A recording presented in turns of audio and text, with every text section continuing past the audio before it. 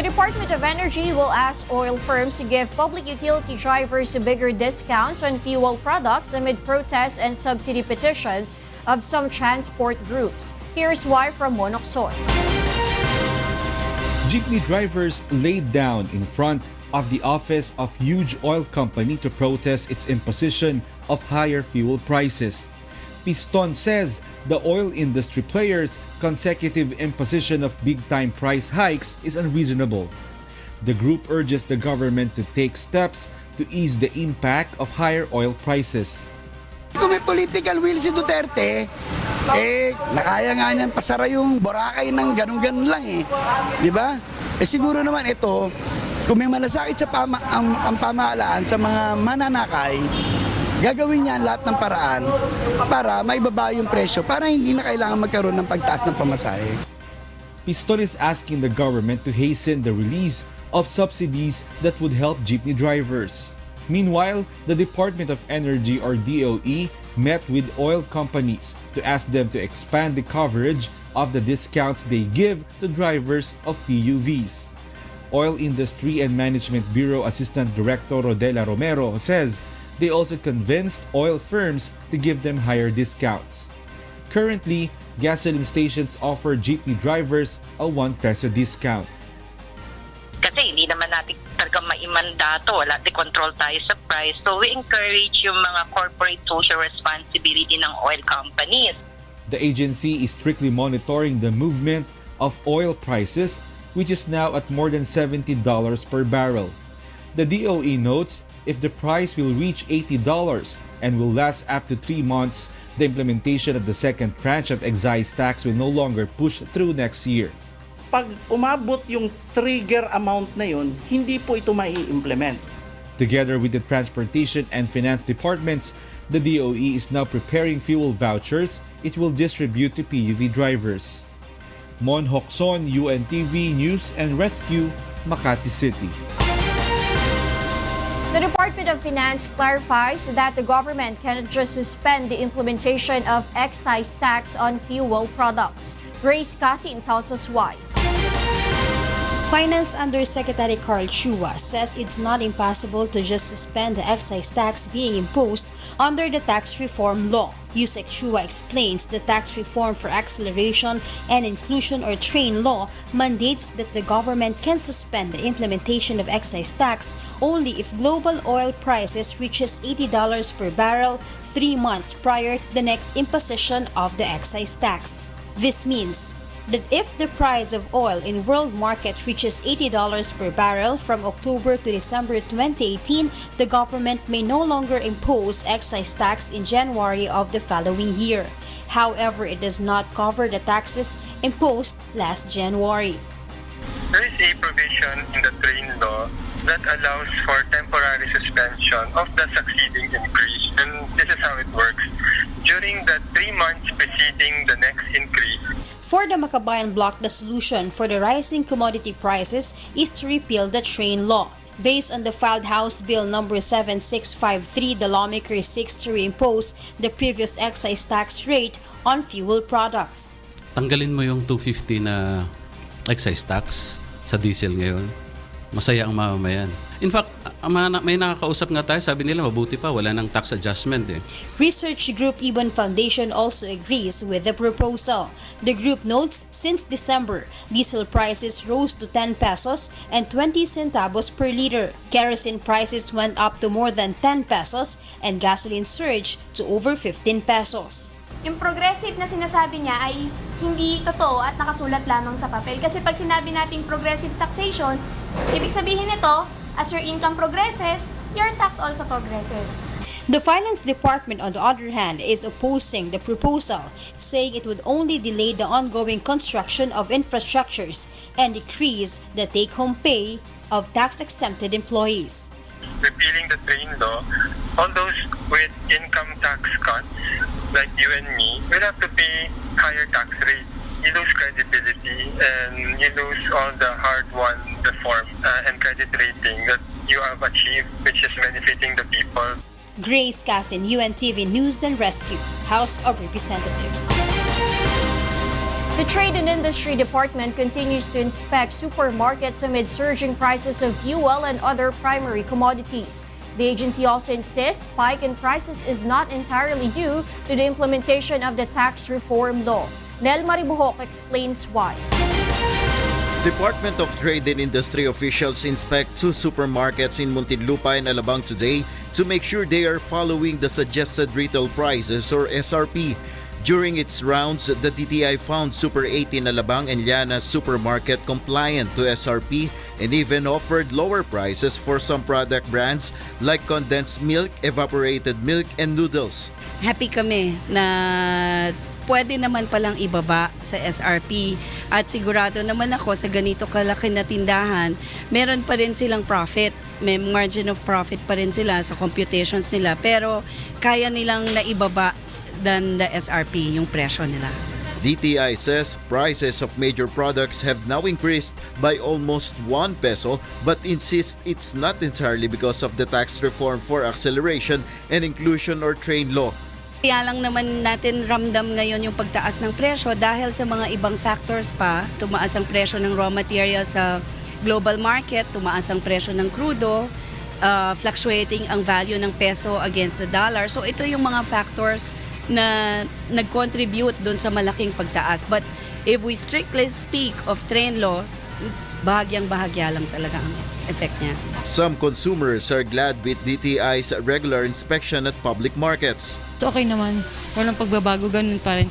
Hindi naman po lahat. Merong medyo mas konti lang naman. In terms of school supplies, only prices of paper-based products have increased according to the DTI. Nel Maribuhok, UNTV News and Rescue, Philippines.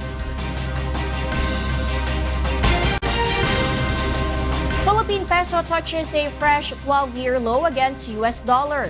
The local currency closed Thursday's trading session at 52 pesos and 37 centavos, much weaker than the 52 pesos and 47 centavos finish on Wednesday. This is peso's worst finish since the 52.745 on July 19, 2006. The weakening of the peso is being linked to the shifting positions of U.S. President Donald Trump on the fragile state of trade talks with China, further confusing the investors. 40% of Filipinos believe their lives will get better in the next 12 months based on the latest survey of the Social Weather Stations or SWS. 31% meanwhile believes the economy will grow further within 12 months. Though the number has decreased compared to that of the December 2017 survey, the SWS says the latest results remain at an excellent rating level. The survey was conducted from March 23 to 27 among 1,200 individuals across the country. Malacañang is glad with the results. The Department of Agriculture will now shift its subsidy program to easy access loan. Ray Pelayo explains why. The government is spending around 40 billion pesos a year on its subsidy for agricultural production for farmers, which includes free fertilizer and seeds. But Agriculture Secretary Manny Piñol says the subsidy program is shifting on an easy access loan. Piñol points out that subsidy programs are being used on corruptions and politicians usually favor their supporters. Over the years, the subsidy program of government has been plagued with controversies. Fertilizer scam, Napoles scam, lahat ng mga malalaking issues of corruption nandun sa subsidy.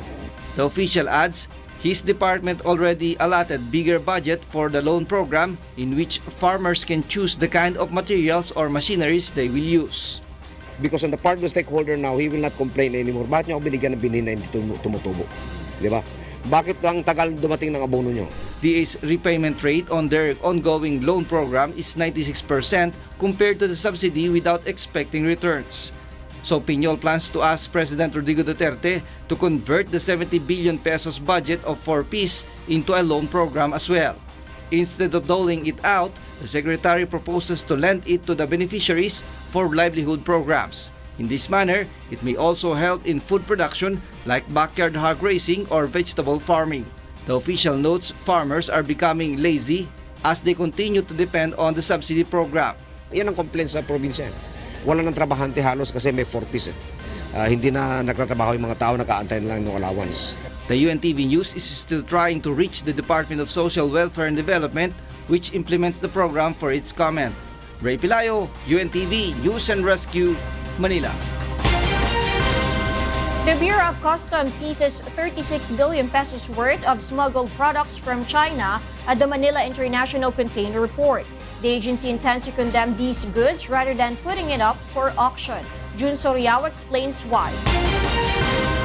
Smugglers attempted to move 7 shipments containing contrabands into the country. 2 of these shipments were declared as apples but turned out to be onions. The shipment is worth 3 million pesos and is consigned to Kalavskai's Enterprises. Other containers meanwhile contain more than 28 million peso worth of fake cigarettes. The contraband is consigned to Trician Trading and Johan Rain. Their container has used clothes and food not approved by the Food and Drug Administration. Based on the documents, the shipment contains household wares. Customs Commissioner Isidro La Peña says the confiscated contrabands are worth 36.5 million pesos in total. The BOC says it received a tip which led to the confiscation of the smuggled goods from China. Ito ay panluloko sa gobyerno na mag-declare sila ng apple para free. Yun pala ay mga onion. Ay pagbinta nila sa labas ay napakalaki ng halaga. Now, walang taxes. Customs is set to destroy the intercepted products because there is no assurance these are safe for consumption. Ang onion, yung ukay-ukay, yung cigarettes will all be destructed. And we are now talking about a schedule of destruction. Authorities will automatically revoke the brokers and importers accreditation involved in smuggling activities and will face charges for violating the Customs Modernization and Tariff Act. Jun Suriao, UNTV News and Rescue, Manila. The Bureau of Immigration insists that its decision to forfeit the missionary visa of Australian nun Patricia Fox is final and executory. The agency adds it is ready to implement the expulsion order anytime for Fox's immediate departure. The motion for reconsideration is final and executory, so she has to leave the country by the date set dun sa kanyang order. Nevertheless, immigration spokesperson Dana Sandoval says they will wait for the decision of the Department of Justice on Fox's appeal.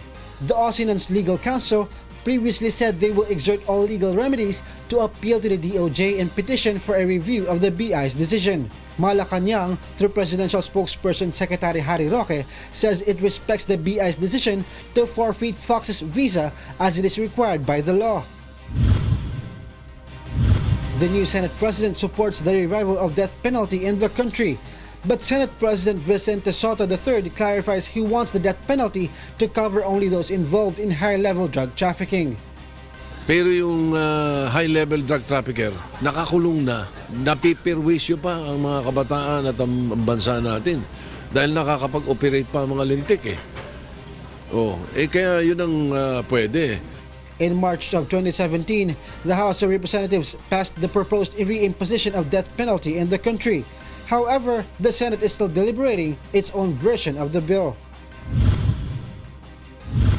Meanwhile, Filipino passport holders may now enter 66 countries and territories without the need to apply for a visa before leaving the Philippines. In the 2018 Henley Passport Index released on Wednesday, the Philippines went up from its previous global ranking of 75 to 70, making it the 7th strongest passport in the Southeast Asia region. This was after 5 more countries and territories gave the Philippines visa-free access. Meanwhile, Japan claims the top spot in the index of world's most powerful passport by gaining visa-free access to 189 countries, while Singapore shares the status with Germany of having the world's second most powerful passport with visa-free access to 188 countries. Afghanistan and Iraq are at the bottom of the global ranking with visa-free access to only 30 countries.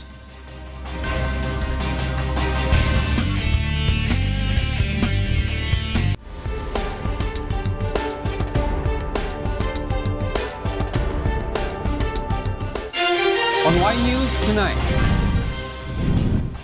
PNP confirms arrest of fugitive former Osami City Councilor Ricardo Parohinog in Taiwan.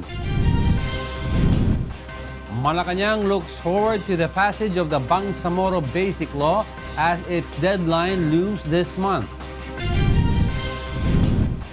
15 more Maute ISIS members surrender to authorities. Good evening. Malacañang looks forward to the passage of the Bangsamoro Basic Law next week, but the Senate eyes removing some provisions on the said proposal. Rosa Licos tells us why. Malacañang sees no reason why Congress will not be able to meet the deadline on the passage of the proposed Bangsamoro Basic Law or BBL. Presidential spokesman Secretary Harry Roque says the bill is already at the office of the President. The President wants to ensure that both Congress have the same versions before certifying the bill as urgent.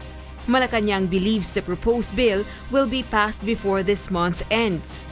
Dahil yan po pinangako rin ng liderato ng Kongreso.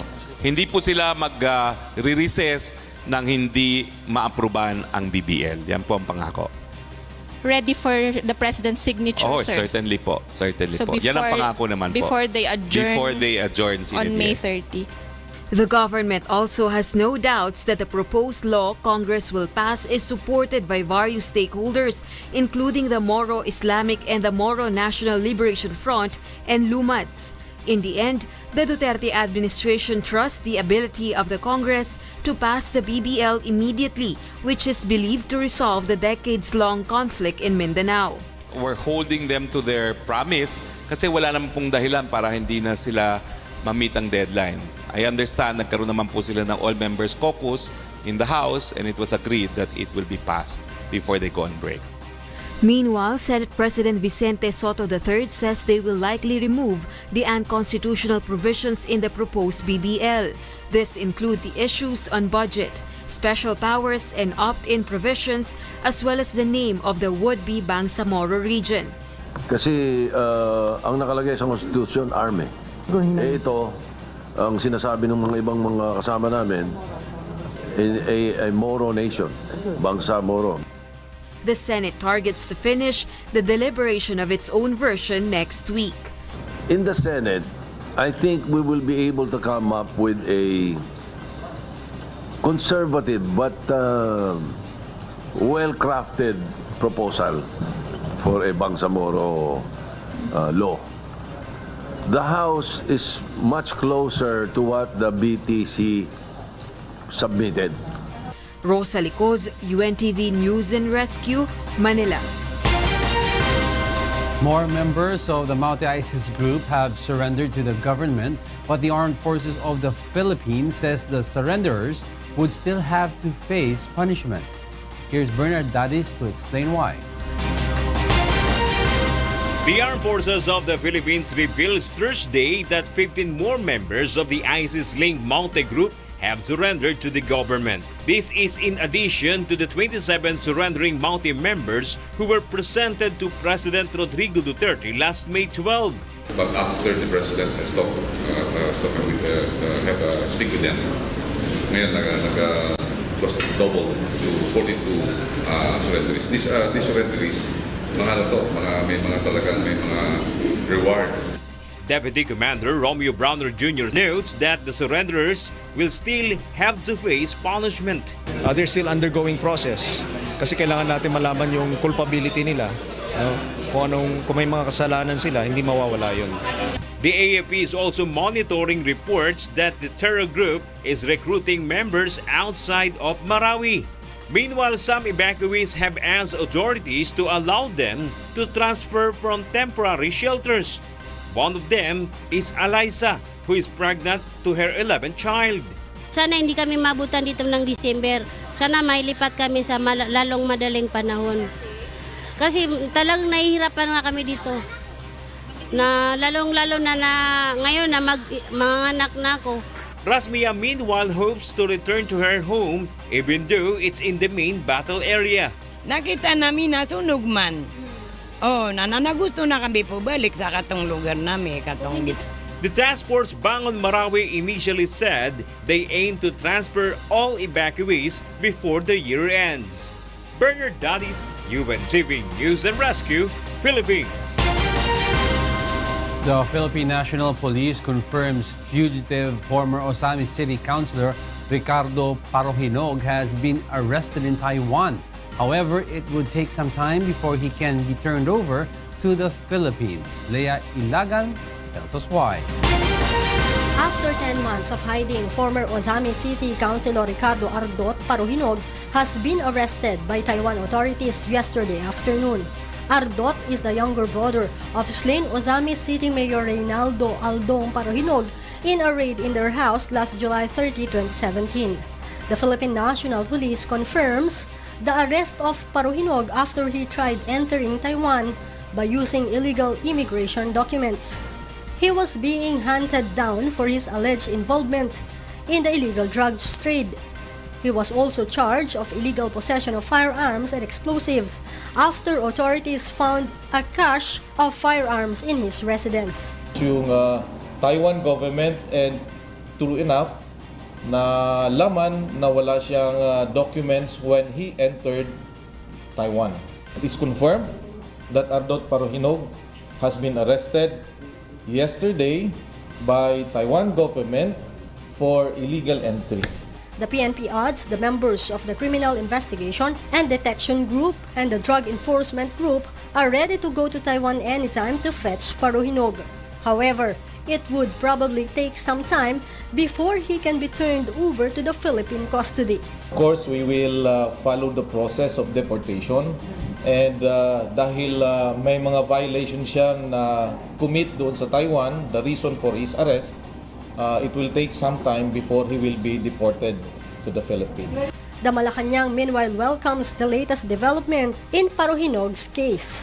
Ano pong ginagawa niya sa tatago sa Taiwan kung siya po ay walang batas na linabag, no? Sabi nga po nila, flight is evidence of guilt. The suspect's niece, former Osami's Vice Mayor Nova Princess Parohinog, is detained in PNP Custodial Center while her brother Reynaldo Parohinog Jr. is detained in Quezon City Jail on the same charges. Leia Ilagan, UNTV, News and Rescue, Camp Crame. Cebu Special Investigation Task Group is still looking for more witnesses, even if they have identified some persons of interest in the attempted killing of the Bantayan Mayor Vicente Lood. Gladys Tuabi tells us why. Cebu police continue to investigate on the attempted murder of Daan Bantayan Mayor Vicente Luod. Cebu Provincial Police Office Director Manuel Javier Abrogena says they are looking for more witnesses to identify the persons involved in the incident. Sa ngayon, nangangalap pa rin tayo ng mga karagdagang testigo para ma-identify talaga natin ang perpetrators, particularly yung mga gunmen na sagawa ng traffic incident sa Maya. Paiba-iba yung sinasabi kasi ng ating mga witnesses. The Special Investigation Task Group tasked to probe the case says it has already identified persons of interest, but it refused to reveal their identities. May mga kinukonsider na tayong mga persons of interest sa kasulukuyan, but then katulad ng mga nasabi ko noon, I cannot divulge yet kasi definitely it will affect the ongoing investigation being conducted by SITG Maya. Cebu's mayor is now coordinating with police for the immediate resolution of the case. I trust their integrity and their capability as well as their expertise in solving this problem. Luot says he and his family are now safe because of the tight security being given by cops. Mayor Luot is one of the former police officials accused by President Duterte of being involved in illegal drug trade. Gladys Tuabi, UNTV News and Rescue, Cebu. The Bureau of Customs is strictly implementing the issuance of passes to its employees entering the Ninoy Aquino International Airport following a smuggling incident involving a customs flight supervisor. Here's why from Victor Cosare. Bureau of Customs no longer allows its airport-based employees to enter Ninoy Aquino International Airport terminals without authorized passes. kahit na taga-customs, kung hindi siya on duty, he will not be allowed to enter the yung mga premises that is only allowed for people who are on official duty.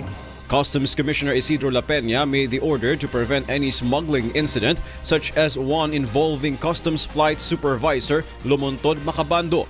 A clutch bag containing gold jewelries worth 6 million pesos was found in the possession of Macabando last May 8 at a NAIA terminal. Commissioner La Peña says in a report, Macabando insisted on entering the carousel of luggage area although his pass was already expired. A BOC employee allowed him to enter since he was an agency official. La Peña says they will no longer allow any official to use their position to commit irregularities inside NAIA. The BOC is investigating if there are others involved in the said anomaly. Macabando remains suspended until the investigation into the incident concludes. I was tasked to create a fact-finding body. We have now created the committee, fact-finding committee, and the process is now ongoing. For the rest, I was informed that they will be referred to Ombudsman. Victor Cosare, UNTV News and Rescue, Philippines. The Philippine National Police consider Ormoc, Cotabato, and Puerto Princesa as the safest cities in the country in the first quarter of 2018. Leah Ilagan tells us why. The Philippine National Police releases Thursday a list of cities which tallied the lowest crime volume for the first quarter of 2018. Topping the list is Ormoc, which only recorded 134 cases from January to April. This is followed by Cotabato in Mindanao with 220 and Puerto Princesa City with 227 cases. Directorate for Investigation and Detective Management Crime Research and Analysis Center Chief, Police Senior Superintendent Noel Sandoval claims the low crime rate in these areas may have been driven by the effective police anti-criminality campaign. Meron kasing other factor din na pwede magka-contribute kasi minsan halimbawa yung hindi nagre-report yung mga tao, yung mga victims. Pwede rin hindi ganun. Kasi nakakarating sa police, kaya nare-record kasi nagre-report sila sa police. Pero pag hindi naman sila nag-report sa police, hindi natin mare-record. Quezon City meanwhile tops the list of cities with highest crime rate for the first 4 months of this year, followed by Manila and Cebu City. Given naman yan na pag marami ang population sa isang area, mas parami ang possibility na magkaroon ng maraming krimen. Quezon City is also seen with lowest crime solution rate by 43%, followed by Manila with 50.41% and Malabon with 51.05%. The PNP reminds its station in these cities to further intensify anti-criminality operations to address growing crime indices. Papadala natin yan ng mga memorandum at saka mga reminders na kailangan mag-take action sila dahil mataas ang kanilang crime volume. Leia Ilagan, UNTV News and Rescue, Kamkrame. A Filipino developer launches a new mobile application which provides historical markers and commemorative plaques. Leslie Longboen tells us why.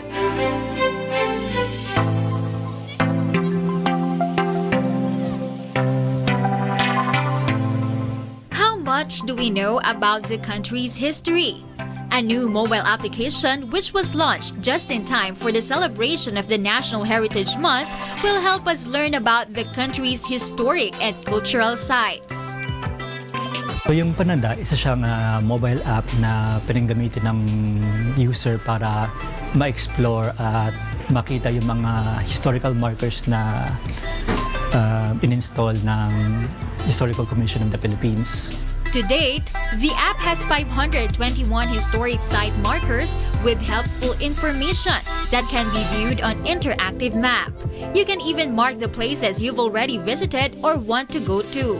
Tulong namin to para supportan namin to dun sa ginagawa ng gobyerno ng mga heritage and historical agencies ng ating gobyerno na i-promote ang ating kalinangan, ating kasaysayan, para mas maging aware yung ating mga kapwa Pilipino na marami pa tayong mga pwedeng matutunan tungkol sa ating bansa.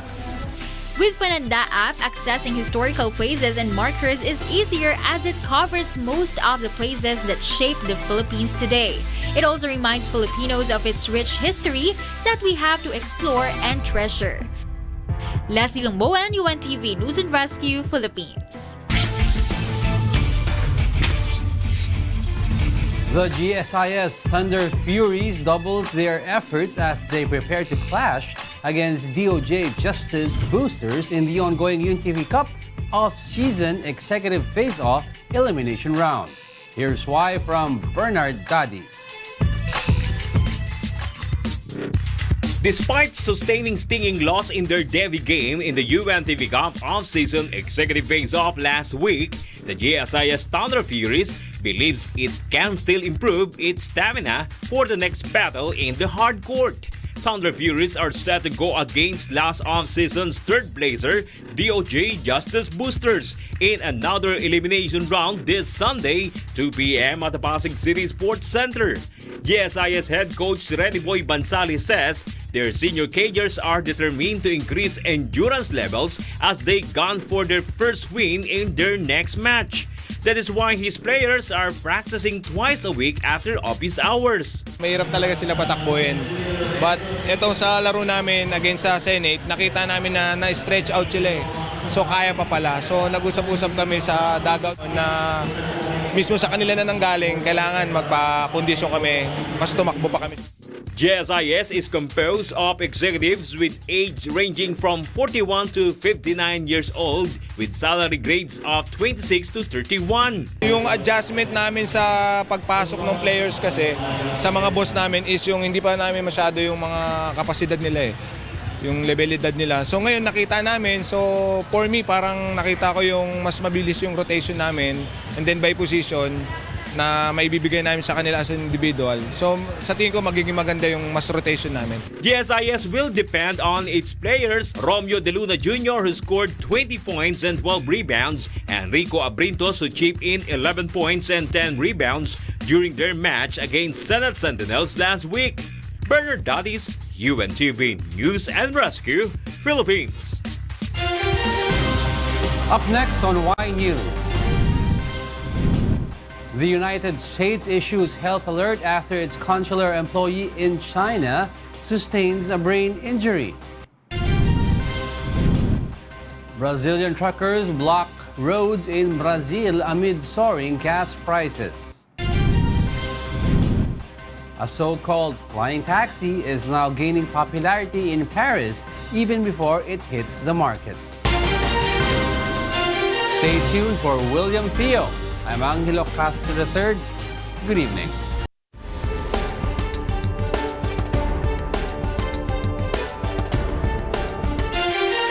Good evening. Here are the headlines on Y News Tonight.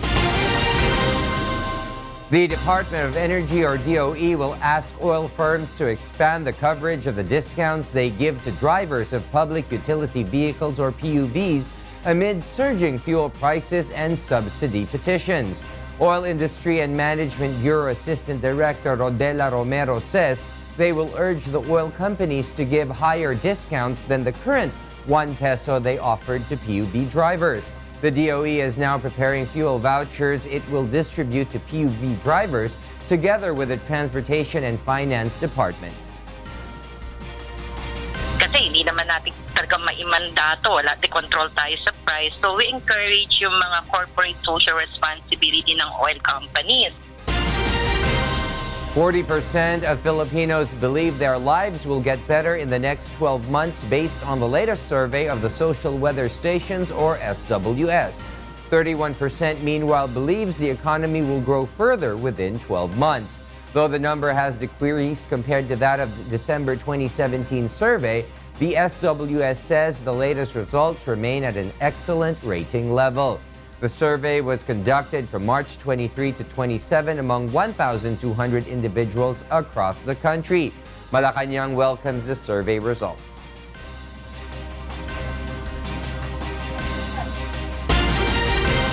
Meanwhile, the Philippine National Police confirms that former Osami City Councilor Ricardo Ardot Paruhinog has been arrested in Taiwan yesterday for violating immigration laws. He is the younger brother of Osami City Mayor Reynaldo Aldong Paruhinog, who was killed in a raid in their house last July 30, 2017. Paruhinog was being hunted down for his alleged involvement in the illegal drugs trade, and he was also charged of illegal possession of firearms and explosives. PNP says they are ready to take Paruhinog, but it would probably take some time before he can be turned over to Philippine custody. He'll follow the process of deportation, and dahil may mga violations siyang commit doon sa Taiwan, the reason for his arrest, it will take some time before he will be deported to the Philippines. The Malacañang, meanwhile, welcomes the arrest of Paruhinog. Ito po yung mabuting balita, no? Dahil unang-una, ano pong ginagawa niya sa tatago sa Taiwan kung siya po ay walang batas na linabag, no? Sabi nga po nila, flight is evidence of guilt. Siya po ay iimbestigahan, lilitis at paparusahan para sa krimen na yan. In other news, the Armed Forces of the Philippines revealed Thursday that 15 more members of the ISIS-linked mounted group have surrendered to the government. Deputy Commander Colonel Romeo Bronner Jr. says this is in addition to the 27 surrendering mounted members who were presented to President Rodrigo Duterte last May 12. But Bronner notes the surrenderers will still have to face punishment. They're still undergoing process kasi kailangan natin malaman yung culpability nila. No? Kung may mga kasalanan sila, hindi mawawala yun. Malacañang looks forward to the passage of the proposed Bangsamoro Basic Law this month. Presidential spokesman Secretary Harry Roque says the congressional leaders promised to approve the bill before the Sinday adjournment on May 30. We're holding them to their promise kasi wala naman pong dahilan para hindi na sila ma-meet ang deadline. I understand nagkaroon naman po sila ng all-members caucus in the House and it was agreed that it will be passed before they go on break. The Senate, meanwhile, targets to finish the deliberation on its own BBL version next week. However, it is planning to remove provisions deemed as unconstitutional, including issues on budget, special powers, and opt-in provisions. In the Senate, I think we will be able to come up with a conservative but well-crafted proposal for a Bangsamoro law. The House is much closer to what the BTC submitted. Meanwhile, Philippine passport holders may now travel to up to 66 countries around the globe without the need of any visa. This number has increased since last year after 5 more countries have given visa-free access to the Philippines.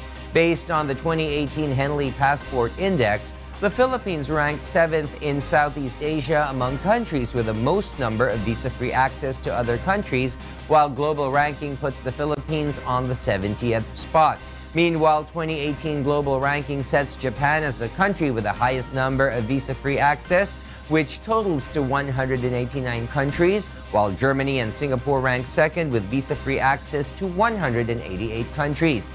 Afghanistan and Iraq, however, at the least on the global ranking with visa-free access to only 30 countries. Meanwhile, here's Jovic Burmas live from London, United Kingdom to give us the latest news abroad. Good afternoon, Jovic. Good evening, William. 2 people died and 18 were injured when a regional train crashed into a truck in the northern Italian region of Piedmont on Wednesday. Italy's state train company said on Thursday the 5-carriage train smashed into the heavy goods vehicle late Wednesday after the lorry had broken through a level crossing and got stuck on the tracks between the towns of Rodaglio and Caluso. The drivers of both the train and a vehicle accompanying the heavy goods vehicle, which was carrying an exceptional load, were killed. The local train connects the regional capital of Turin with the northern city of Ivrea. It was the latest in a series of deadly accidents on Italy's rail network. The daughter of one of Russia's most famous spies, Yulia Skripal, wants to return to her home country in the longer term despite the poisoning. In an exclusive statement sent to Reuters, Skripal said her life has been turned upside down after the nerve agent attack on her and her father, Sergei. Yulia and her father, a former colonel in Russian military intelligence, were found unconscious on a public bench in the British city of Salisbury on March 4. Skripal was speaking from a secret location in London as she is under the protection of the British state. She was discharged from Salisbury District Hospital about 5 weeks after the poisoning and has not been seen by the media until now. The United States government issues a health warning to Americans in China. Abby Valdez tells us why. The U.S. Embassy announced on Wednesday that an American citizen working at the U.S. consulate in the southern Chinese city of Guangzhou has reported suffering from abnormal sounds and pressure, leading to a mild brain injury. The embassy said the unnamed American citizen had reported a variety of physical symptoms dating from late 2017 to April this year. The American consulate worker has returned to the U.S. for further evaluation after reporting symptoms that appear similar to those of head concussion or mild brain injury. U.S. Secretary of State Mike Pompeo called the incident a sonic attack that had similarities to incidents in Cuba, where U.S. diplomats later became ill. Pompeo said that medical teams were heading to Guangzhou to investigate the incident. That the medical indications are very similar and entirely consistent with the medical indications that have taken place to Americans working in Cuba. One incident, we announced it to the workforce while we slept here last night. We have medical teams that are moving to be on the ground there. We are working to figure out what took place both in Havana and now in China as well. The department's statement came as the U.S. government issued a health warning to Americans in China over the incident that it described as subtle and vague but abnormal sensations of sound and pressure. The embassy said it could not link the case to health issues suffered by U.S. government staff in Cuba dating back to late 2016. During his visit to Washington, State Councilor Wang Yi said Beijing is investigating the incident and said they haven't found any organization or individual has carried out such a sonic influence. In 2017, U.S. diplomats in Havana, Cuba, began reporting to embassy officials that they were hearing bizarre noises and experiencing a range of physical symptoms, prompting U.S. officials to investigate the incident. Abby Valdez, UNTV News and Rescue, USA. Protesting truck owners blocked major roads from nearly 27 states in Brazil, while police destroy scores of secret airstrips in Peru. Here's Dave Tirao to explain why. Peruvian police destroyed dozens of clandestine airstrips used by drug traffickers. 140 officers were used to blow up 31 landing strips in the central Peruvian region of Pasco in the operation called Troy XI 2018. According to the Peruvian National Police, the landing strips were used to establish an air bridge between Peru and Bolivia, Brazil, Paraguay, and Argentina. Amnesty International said on Thursday that Nigeria's military has committed war crimes and crimes against humanity, including torture, rape, and killing civilians during its fights against Islamist insurgency Boko Haram. The crimes were perpetrated for years and have continued despite a presidential inquiry established last August, whose findings have not been made public, said the watchdog. In a statement, the Nigerian military described Amnesty's findings as a false report on fictitious rape incidents in internally displaced person camps in the northeast region of Nigeria. Meanwhile, Brazilian truckers on Tuesday staged a second day of strikes and road blockages to protest rising fuel costs. The Federal Highway Police said in a statement, major roads in nearly all the 27 states saw some level of blockades. The worst hit were Mato Grosso and Goiás in the center, Minas Gerais and Rio de Janeiro in the southeast, and Paraná and Santa Catarina in the south. Brasilia's international airport was forced to take more caution over fuel use to keep planes on schedule. Truck drivers want a reduction in diesel prices, which giant state oil company Petrobras has been raising since late 2016, in line with the increases in oil prices on the international market. Dave Tirao, UNTV News and Rescue, Brazil. And those are the latest from other parts of the globe. Back to you, Will. Thank you very much, Jovic Burmas, reporting live from London, United Kingdom.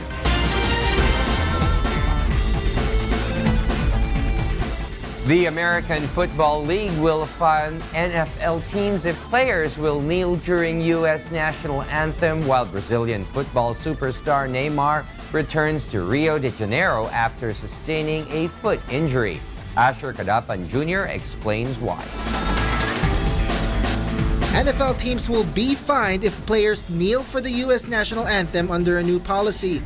The American Football League said players who do not stand for the Star-Spangled Banner can stay in the locker room until it has been performed. The NFL also vowed to impose appropriate discipline on league personnel who do not stand and show respect for the flag and the anthem. Players said the protests were against police brutality of African Americans. Unai Emery paid a glowing tribute to the legacy of former Arsenal manager Arsene Wenger as he held his first news conference hours after being named as the Frenchman's successor on Wednesday. Speaking at the Emirates Stadium, the Spaniard also said he was proud to follow in Wenger's footsteps. Emery, who won 3 consecutive Europa Leagues with Sevilla before spending 2 years at Paris Saint-Germain, winning a domestic treble this past season. Emery faces an important close season of squad tweaking but without the huge sums of money available at PSG. Neymar is on track for the World Cup following foot injury as the Brazilian superstar returned to training in Rio de Janeiro on Wednesday.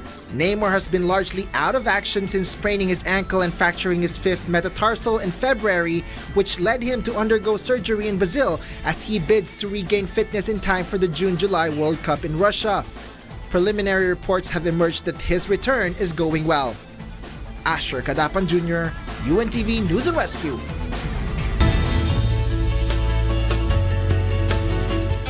A so-called flying taxi is now gaining popularity in Paris even before it hits the market. Leslie Langboen tells us why. Sea Bubbles, a groundbreaking flying taxi that operates in water, zoomed across the River Seine in Paris on Wednesday. French yachtsman Alain the Bolt wants to turn a boat design he used to break a world speed sailing record in 2009 into a clean, fast taxi service for the waterways of major cities. The idea is humans have created cars and we imagine how to reduce congestion in city centers all around the world by riding on water. By reappropriating rivers without any sound, wave or pollution, it is a dream come true today. After the water taxi picks up speed, it rises up out of the water on legs, reducing drag, noise, and saving battery power. Its mobile application matches those of other regular taxi services such as Uber, while its goal is to disrupt their market and put an end to traffic jams in major cities. It is a bit like Uber but on river. Thanks to my phone, I want to go from Bastille to Notre Dame, I look at my phone. Or I am in San Francisco, I want to go from the city center to the Silicon Valley, I have a bubble arriving in 3 minutes, I get in and let's go up there. The flying taxi only has a chance of running in Paris if the authorities raise the Seine speed limit so it can go fast enough to rise out of the water, a request they have rejected so far. Sea Bubbles hopes to sell its first models at the Viva Tech conference taking place in Paris. Leslie Lomboan, UNTV News and Rescue. Those are the reasons behind the news. May 24, 2018, I am William Thio, and because we need to know, we will always ask why. Thank you for watching Y News.